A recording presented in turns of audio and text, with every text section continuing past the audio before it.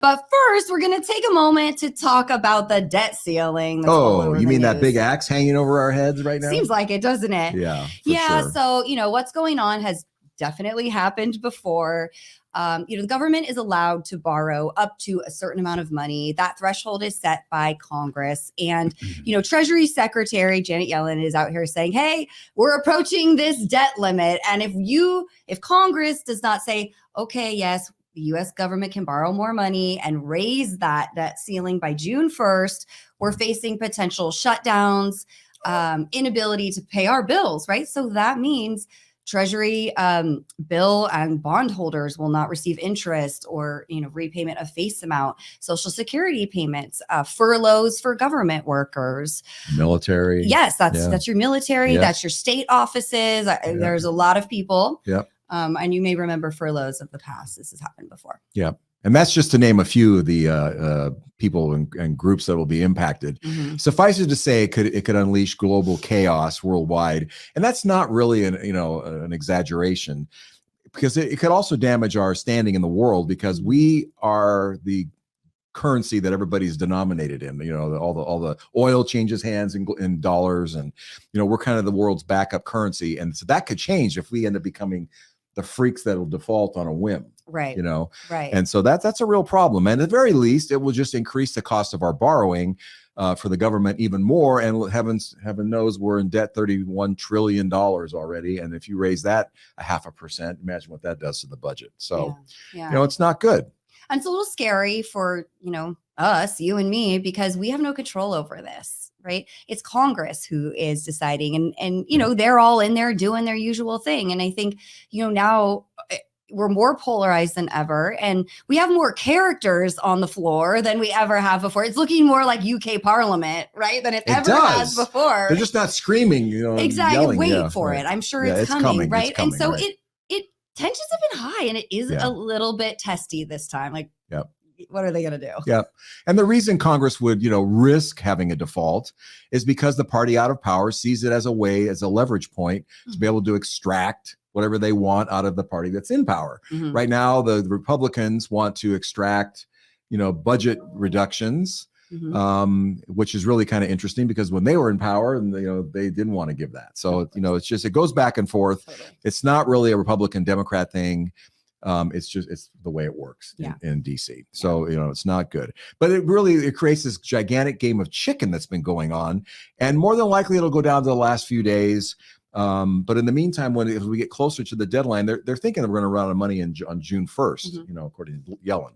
So, as we get closer, if it's not resolved and everybody's talking big trash talk and everything, the markets could start declining. I wouldn't be surprised to see it. It's happened before. Sure. But I think most people right now, the markets were 3 weeks out, and most people in the markets are like, whatever, because they think it's going to get resolved, because it always has been in the past. Yeah. Yeah. Fingers crossed. Right. And so, of course, the media is going to have an absolute field day with. They get 3 weeks of just premium content to scare the living daylights out of you, sell the heck out of that ad space. Like, this is the best thing to ever happen, to bloggers, people like us, right? The chattering class is what they're called. Talk about. And investors are sitting here going, well, should I do something before it gets really bad? Like, what do I do? Right. Which is why we encourage our clients to actually think about their investments as a bright spot of relief in an otherwise unmanageable world, because of all the things you cannot control, your investment portfolio is something that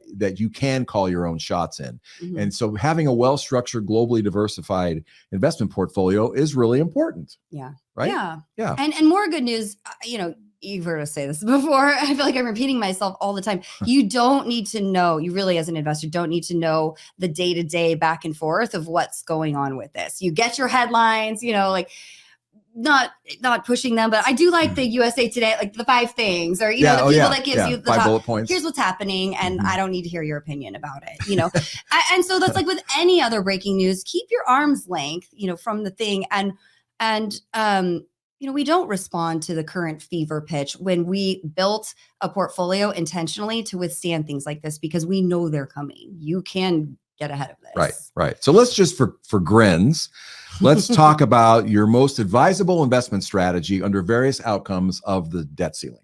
So first of all, the most likely outcome is that this goes down to the wire in Washington like it usually does, but eventually it gets resolved without a default. We've endured many of these in the past, and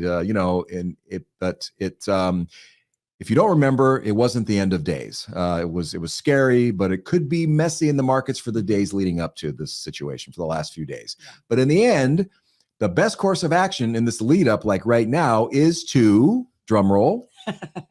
I bet you can guess what I'm going to say if you've been watching for any length of time. I have no idea. Staying invested in your carefully constructed, globally diversified investment portfolio structured for your personal financial goals and risk tolerances. Right.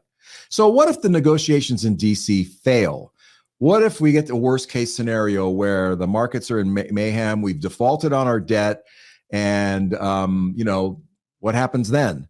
Well, we have these marvelously effective markets, capital markets, and they would respond by once again pricing in the good, bad, and the ugly news before we can successfully trade on them at all. And again, global diversification would be important, if not more critical. So selling in a panic of a situation like that, adjusting to the, in response to the worst news, would remain as ill-advised as it's been. You guys have worked with us for 30 some odd years. You know how this works. It's ill-advised to respond to that. So in other words, your best course of action would be to stay invested in your carefully constructed, globally diversified investment portfolio structured for your personal goals and risk tolerance. Well done, Angela. So now, last but not least, let's talk about what happens if Washington defies our doubts and achieves a happy and timely debt ceiling resolution, and everything goes along hunky-dory. I mean, the odds of that are my money's on they're going to do it. You heard it here first. Yeah. I mean, it could happen though, right? Sure, so what would happen then? In that case, the markets would likely respond to that news with better than expected performance. You probably see a jump in the markets because they are kind of a little, they may not be showing much up and down, but that's priced in a potential default. Oh, sure. So they would reward us for having stayed put in the markets. In that case, the best course of action would be stay invested in your carefully constructed, globally diversified portfolio structured for your personal financial goals and risk tolerances. Right. So, the thing about investing is you have to embrace and tolerate unexpected events. The world is full of them. There's no such thing as being invested in the capital markets and thinking it's going to be smooth sailing forever. You got to incorporate the fact that there's always going to be unexpected events happening, and you just can't prevent them. So staying the course is really advisable, because the reward for staying the course is you end up getting higher returns typically than you would get in safe money. Right. That's why we invest in the first place. We're taking on risk for reward. If the risk wasn't present, you would never see 8 to 10% returns in stocks over time. Exactly. Thank you. So that's that. If you're worried about this in your own portfolio, please give us a call. We're happy to talk to you about it and calm the fears and get into more detail. And see what if you may have some specific things going on that we're happy to work with you on. Yeah, for sure. Okay.